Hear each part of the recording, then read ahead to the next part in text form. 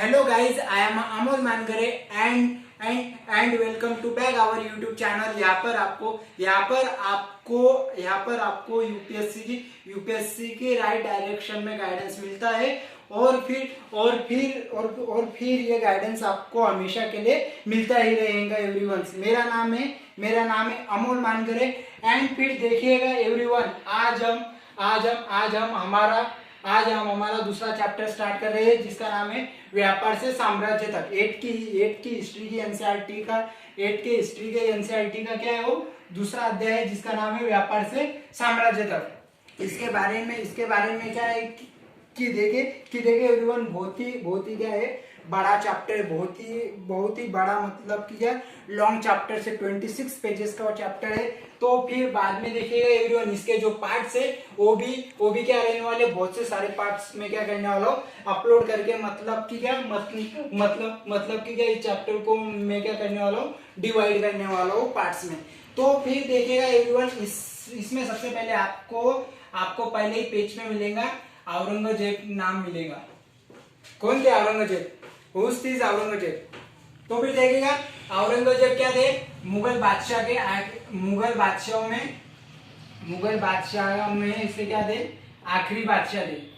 मुगल बादशाह में क्या थे, आखिरी बादशाह थे। कौन थे? औरंगजेब की फिर बाद में क्या हुई, 1707 में उनका निधन होगा। 1707 में उनकी क्या हो गई, मृत्यु हो गई। कैमरामैन अच्छे से दिख रहा है? तो फिर देखिएगा औरंगजेब क्या थे, मुगल बादशाह में से आखिरी मुगल बादशाह थे। 1707 में उनका क्या होगा, मृत्यु हो गई उनकी।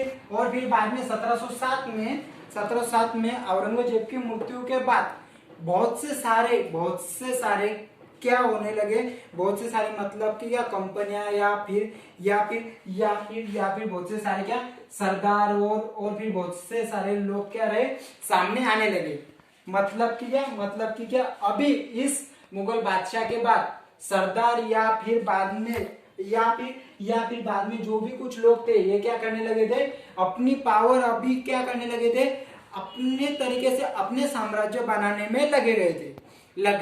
और फिर देखिएगा एवरीवन, फिर बाद में इसी तरीके से ये क्या हुआ, 1800 के सदी के स्टार्टिंग में, मतलब कि क्या शुरुआती में, मतलब स्टार्टिंग में क्या आएगी, अंग्रेजों का भी हमें उल्लेख मिला। किसका? अंग्रेजों का भी अभी आना हुआ। कब? भारत में। कब आई? 1823 में। तो फिर देखिएगा अभी एवरीवन, आज का हमारा पहला पॉइंट ये सिर्फ क्या था, ये सिर्फ हमारा प्रीवियस नॉलेज था इस अध्याय का। और फिर देखिए आज के इस पार्ट 1 में हमें सिर्फ एक ही पॉइंट देखना है कि बाद में ईस्ट इंडिया कंपनी किस प्रकार से, सिर्फ क्या करना है, ईस्ट इंडिया कंपनी के बारे में जानना है। ईस्ट इंडिया कंपनी के बारे में जानना है। किसके बारे में जानना है? वही ईस्ट इंडिया कंपनी के बारे में जानना है। क्या थी ईस्ट इंडिया कंपनी, किस प्रकार से आई ईस्ट इंडिया कंपनी को आने के लिए मतलब कि क्या बहुत सी सारी चीजों का सामना करना पड़ा। क्या हुआ, किस तरीके से ये कंपनी भारत में आकर राज किया। इस कंपनी ने इन सारी चीजों का क्या करना है, हमें अभी यहाँ पर अभी उनका क्या करना है, अध्ययन अच्छे तरीके से करना है। तो फिर देखिएगा एवरीवन, ईस्ट इंडिया कंपनी ने, आपको पहला पॉइंट क्या है, 1600 ईस्वी में, कब, 1600 ईस्वी में इंग्लैंड की महारानी, किसकी महारानी, इंग्लैंड की महारानी कौन, एलिजाबेथ से महारानी, इंग्लैंड की महारानी एलिजाबेथ से परवानगी ले ली कि फिर अभी ये जो हमारी जो ईस्ट इंडिया कंपनी, वो क्या करेगी, पूरब की तरफ से, किसकी तरफ से, पूरब की तरफ से भारत के ऊपर क्या करेगी, वो व्यापार करेगी। कौन करेगी? East India company. किससे परवानगी ली? इंग्लैंड की महारानी एलिजाबेथ से। और फिर बाद में इन्होंने फिर देखिएगा एवरीवन, ये परवानगी किस प्रकार से थी कि फिर देखिएगा कोई भी क्या, सुनो अच्छे तरीके से, कोई भी इंग्लैंड की कंपनी, अदर जो भी कुछ रहती ना कंपनीज वगैरह, वो क्या करेगी ईस्ट इंडिया कंपनी के अलावा, किसके अलावा, इस कंपनी के अलावा इस कंपनी के अलावा भारत के पूर्व में कोई भी कंपनी क्या करेगी, अपना राज नहीं चलाएगी या फिर बाद में क्या करेगी, अपना व्यापार नहीं करेगी। इस प्रकार से उन्होंने क्या ले ली थी, परवानगी ले ली थी। किसने? ईस्ट इंडिया कंपनी ने। तो ओके, तो फिर देखिएगा इसी प्रकार से वो क्या करती थी, वो उसके बाद में वो 1600 ईस्वी में कहा गई। अब वो भारत में आने के बाद उसने क्या किया, सबसे पहले वाणिज्यिक व्यवसाय के पीछे वो लग गई। वाणिज्यिक नाम आपको आया होगा, देखिए अभी इस वाणिज्यिक का मतलब क्या रहता है कि मतलब अभी ये ईस्ट इंडिया कंपनी क्या करती थी, भारत से क्या जो भी कुछ क्या रहती है, चीजें रहती है, वो चीजों को मतलब क्या करना, सस्ती कीमत पर लेकर यूरोप में जाकर महंगी कीमत पर उसे बेचना और फिर बाद में क्या करना, ज्यादा से ज्यादा मुनाफा कमाना। इस चीज को कहेंगे हम वाणिज्यिक।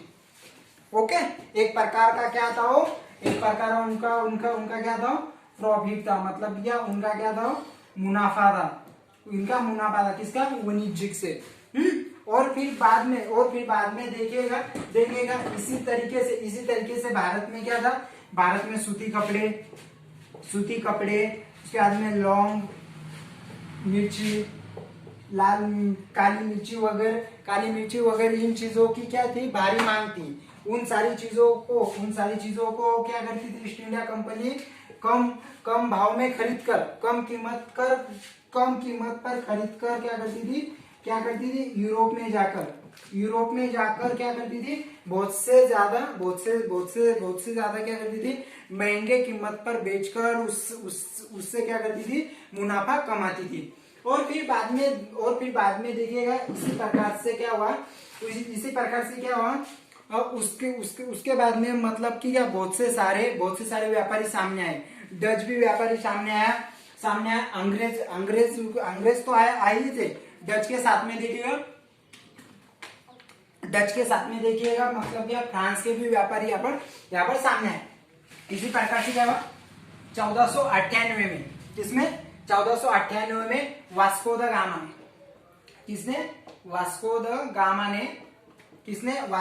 गामा ने भारत में समुद्री रास्ते से आने का मार्ग किसने खोजा था, वास्को द गामा ने खोजा था। गाइस, मोस्ट इंपोर्टेंट क्वेश्चन है क्या, 1498 में वास्को द गामा ने क्या किया था, समुद्री मार्ग से भारत में आने का रास्ता किसने खोज निकाला था, इस वास्को द गामा ने खोज निकाला था। और फिर देखिएगा एवरीवन इसके बाद में तो क्या है कि देखिएगा ईस्ट इंडिया कंपनी के बारे में इस अध्याय में या फिर बाद में देखिएगा, ये जो पॉइंट है पहले पॉइंट में देखिएगा, इससे ज्यादा तो फिर बाद में देखिएगा, बेहतर तो कुछ तो फिर मतलब कि क्या दियावान नहीं लगता है। इतना ही क्या करेंगे आज, फिर हम यहाँ पर क्या करेंगे, क्लोज करेंगे वीडियो को। क्या करना है आप लोगों को, वीडियो अगर पसंद आई होंगी तो फिर क्या करें, लाइक कर दीजिएगा वीडियो को, चैनल को भी क्या कर दीजिएगा, चैनल को भी सब्सक्राइब कर दीजिएगा। तो फिर देखिएगा एवरीवन हम मिलते फिर डायरेक्टली हमारे क्या पार्ट 2 में बहुत ही जल्दी लेकर मैं लौटता हूँ। तब तक की गाइस आपसे अनुमति चाहता हूँ।